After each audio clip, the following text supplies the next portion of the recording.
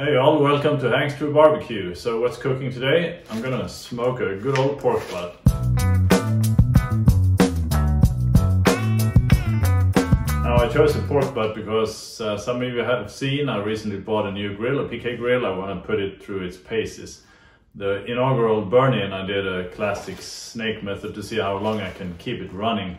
I didn't go all the way with the snake, so it left a good, it lasted for a good 9 hours, but I want to push it even further. So let's get this bad boy prepped and we're gonna start smoking, and I'm gonna do the snake even longer, so just in case, so it just lasts all day, so it should be good.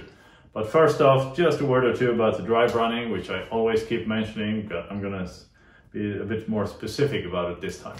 So we keep dry brining, which is just simpler than using a wet brine, specifically for larger cuts and especially for birds and poultry.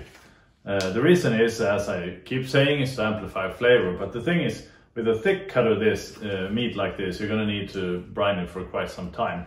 Usually, I always recommend at least 2 hours before, but preferably overnight. But this is a thick cut, so it's going to take time for the salt to make its way in. So we're going to dry brine this, we're going to leave it for 2 full days, then we're going to apply the rub and then smoke it. So let's get to brining. So here it is, 2.5 kilos, that's what, 6 pounds? Roughly. I'm going to apply salt as I always do. I use regular table salt, 1 teaspoon per kilo or half a teaspoon per pound. That's good. The nice thing about a pork butt is you don't need to trim it. We're going to render out all that fat. I guess the one reason to trim it would be if you have any sinew or membranes, but this is looking good, so that's what we're gonna do. So now we're gonna keep this one in the fridge. I'm gonna cover it with some saran wrap, but that's it. Leave it for 2 full days and then we get to apply the rub and then smoke it. All right, so we've let the meat brine for 2 days. This is what it looks like. Put it on a convenient tray. I'm gonna apply the rub now.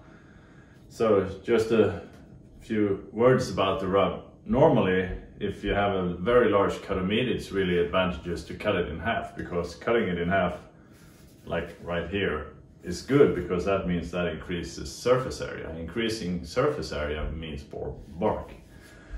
More bark means more flavor, so that's really good. On the other hand, this one is big, but not that big, so I'm actually gonna cook it in one piece as is. There's a fine line. I guess it's a matter of preferences also, but to me I think if I cook it in one piece, it's going to be just a bit more moist, which I think is more important, so I'm going to go with just one piece. But again, it's kind of hard to tell. I don't want the individual cuts to become too small, because I'm just a bit afraid they're going to dry out, even though it is a pork butt. So, time to apply the rub.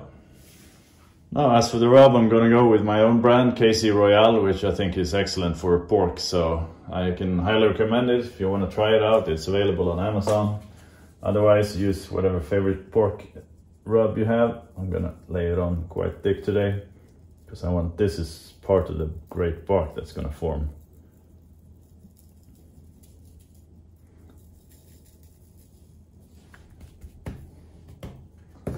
I'm going to flip it over. Give the other side a good layer of rub too.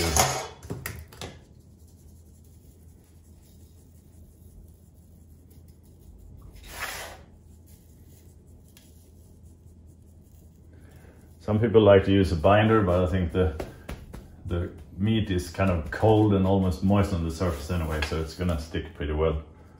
So no need to. But if you have a specific binder that you like to use, like Worcestershire sauce, I know it's popular, and you use it for flavor, then by all means go ahead. Let's get all sides covered. I'm gonna add just a bit more on the top. All right, that should do it. Now, when it comes to building a fire, I'm gonna do a snake just like I did with the initial burn-in, because it's gonna last, well, for plenty of hours. This one's gonna take, well, it's kind of hard to say beforehand, but 8 to 10 hours to cook. So we're going to need a long snake, but it's going to work really well. And I like the temp consistency I get from the PK. Also, of course, since the snake is equally thick all the way around, that really helps, because that means it's only going to stay within a certain temp window, so to speak. So we're getting up to temp. I'm going to get some apple wood I cut down from my tree. in the garden last year, so we're gonna add that. Gonna add another one over here, and we're gonna close the grates. Get that big old pork butt on. Now this is gonna take some time, so we're gonna leave it for quite a few hours. I think I'm gonna cook at slightly hotter temps today, just so it's not gonna take all day, but time to close the lid and get some smoke on.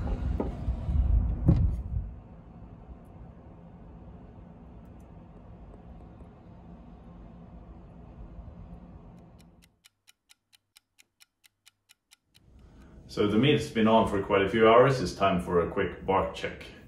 What I'm looking for is like how is the bark developing? Are we getting a nice crust, etc.? But also checking so it doesn't dry out. That usually doesn't happen with a pork butt because it's really rich anyway, but it's always good to check.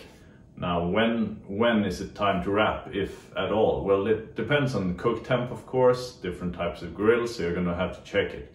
I think that's one of the things I like about barbecue, is there is no just fixed recipe that's always going to work. You're still going to have to eyeball it and make judgments as you go.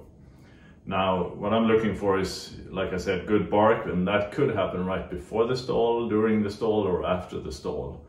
Again, if you're cooking in an offset smoker, you have a higher airflow through it, so that's going to affect things. Now we're cooking on the PK, so easy peasy in that sense, but still keep an eye out. When I have the bark where I want it, then I usually wrap, if I'm wrapping. But again, I'm poking and feeling and seeing where the meat is to make sure it stays moist all the way. If there's any risk of it drying out, or even I get a slight sense of where we're going and it seems a bit dry or too firm, then I'm definitely going to wrap it, because wrapping locks in moisture, and that's a good thing.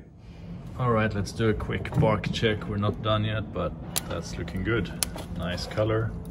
You can see the snake is moving along, but quite a few more hours to go. Now the pork has been on for 6 hours. We've just hit 82 degrees Celsius, and now we're for a fact into the stall pretty much, so, and it's gonna stay here for a few hours. So just to speed things up, I'm gonna wrap this one. Man, that's looking good. The bark is excellent. So we're gonna wrap it, put it back on, and let it keep going till done.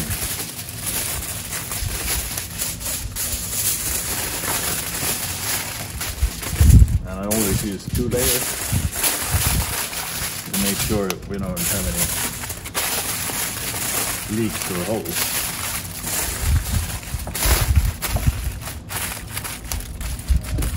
Snug fit, that's good. Get it back on the grill, close the lid, and I'm gonna keep going. Just gonna remove that vent. The temp probe, because it's getting close to fire, meaning it's not giving us the correct reading. All right, so the meat's done. Now we're gonna let it rest, and we do that when, like you see, wrapped in tin foil, what I usually do. Now that's good because we want the temp to come down just a bit, but also all that rendered fat that it's been, the collagen has been gelatinizing. We want to bring that back into, well, just a bit more solid form, and also let the juices redistribute in the meat. That's going to make it every single bite taste a bit more juicy, so that's important. So the rest is an important part of cooking. It's just not something we do on the side. That's an integral part of the whole cooking, so don't skip on the rest. So it's getting dark outside, but we've hit target temp, which is 95 or Celsius, 2 or 3 Fahrenheit. So we're gonna wrap this one. I'm gonna do the classic faux camera when resting. So I'm gonna start by pulling out the probe. If I can find it. It's kind of tough with these thick gloves. All right, wrap this one up, move it over. And this is a towel I've wrapped, folded 4 times, so this is gonna keep it warm. So now it begins the rest, which is, like I said, part of the integral cook. So, all right, next time you see this, we're gonna pull it. So it's time to pull the pork. So I'm gonna move it over to a tray, because that's gonna keep all the juices from.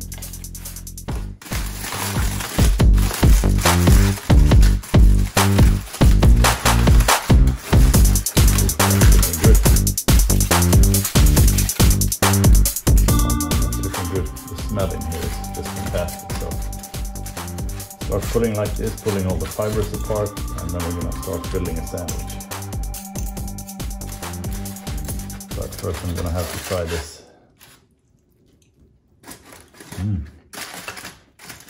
Really good. Now make sure you keep those juices, because we're gonna keep pulling and mixing that juice in. Alright, so it's time to build a pulled pork sandwich. Now what I always add, which I think is important, is like a really good barbecue sauce. This one I made myself. You can find it, I think it's called tangy barbecue sauce in my book. If you don't want to cook that or make it yourself, you can just go and buy an off-the-shelf product in the stores. The important thing for me is that it has a vinegary tang. You really want that to cut through the richness of the pulled pork. So don't go overly sweet with a traditional barbecue sauce. You want something with vinegar in it. This one's really good. Also, it's a bit thinner than the store-bought sauces, which I also like because it goes well with the pork we're gonna pull.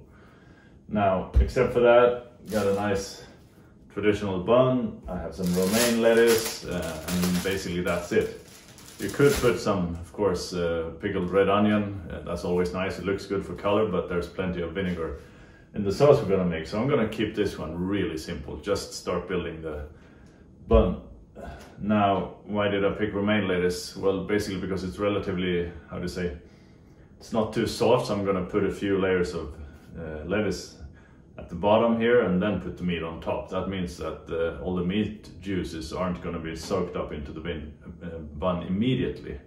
So it means it's going to be fresher for another minute or two, so you have time to finish the sandwich before it all falls apart due to the meat juices. Kind of an easy trick, but I think it really makes a difference. All right, let's start piling. So let's build ourselves a sandwich. I'm going to apply just a bit of sauce down here, not too much. A few bits of lettuce, and now we're moving in on the pork.